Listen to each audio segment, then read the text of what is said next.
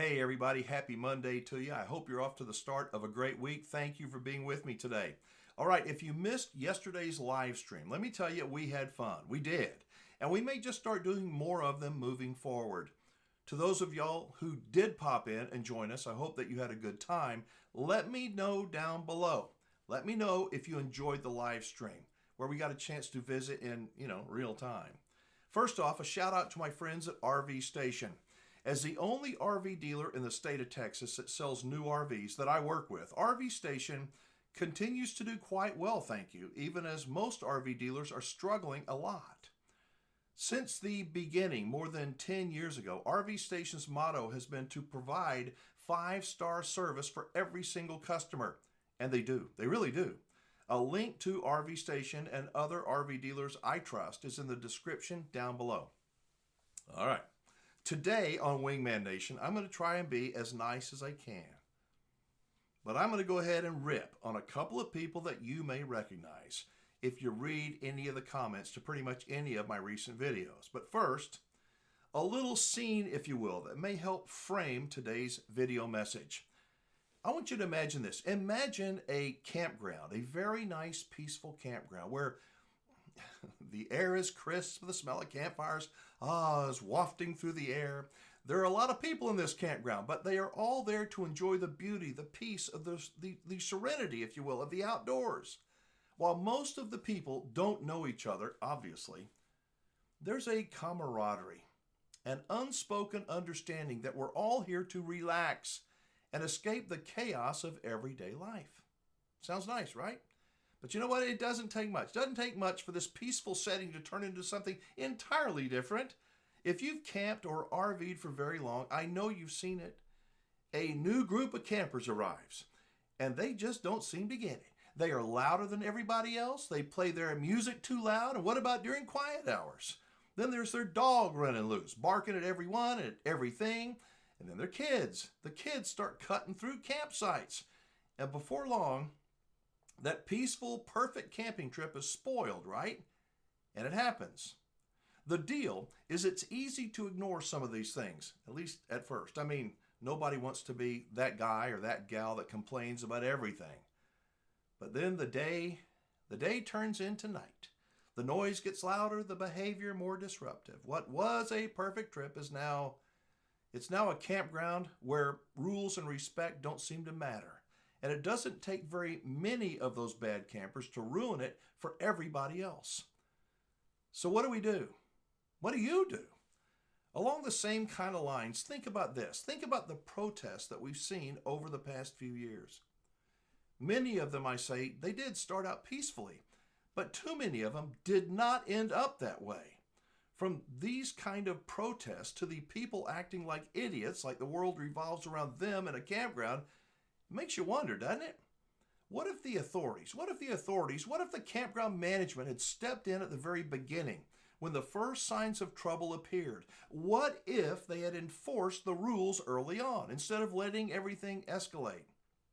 The parallel to our once peaceful campground story and the peaceful protests is striking. At least it is for me. When we ignore these small things, the loud music, the unleashed dogs, the campers who cut through sites, we set the stage for something much bigger. The culture of the campground starts to shift. And before we know it, that peaceful, serene environment has turned into a place where anything goes. But you know what? It doesn't have to be that way. It doesn't. Just like in those protests where a timely intervention could have prevented chaos, a few campers standing up and saying, not here, not now, can make all the difference in the world. It's not about being confrontational or making enemies. It's about preserving something. It's about preserving the experience that everybody else came for. If more of us took that small step, if we spoke to campground management when things started to get out of hand, just imagine how different our experiences could be. We could keep the peace and maintain that sense of community and ensure that everyone gets to enjoy the tranquility that they came for. I think it's a simple idea, but a powerful idea. By addressing the little things before they become big things, we can protect the places we love from becoming something else. So the next time you're at a campground and you see those first signs of trouble, don't just let it go. Take a stand because, I don't know, because like those protests, what happens next depends on what we do in the beginning.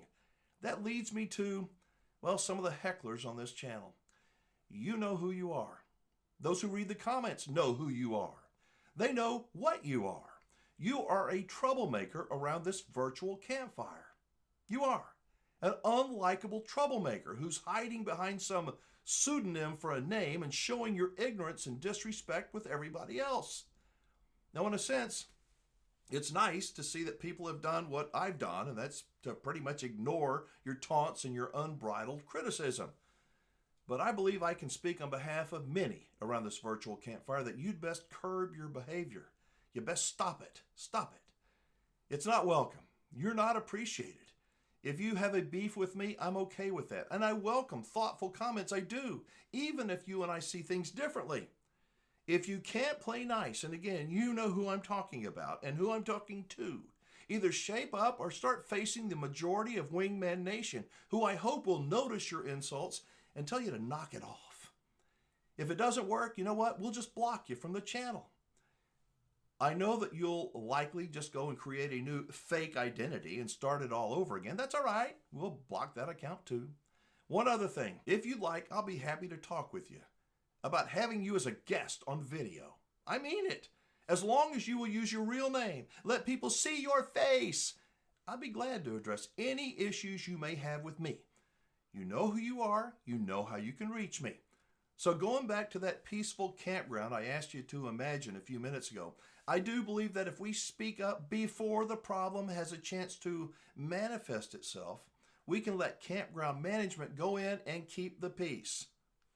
All right, that's all I got today. I do appreciate y'all for watching and hope that you will tell these jerks who get their jollies by acting like fools to either shape up or ship out. Y'all go and make it a great week. Bye-bye.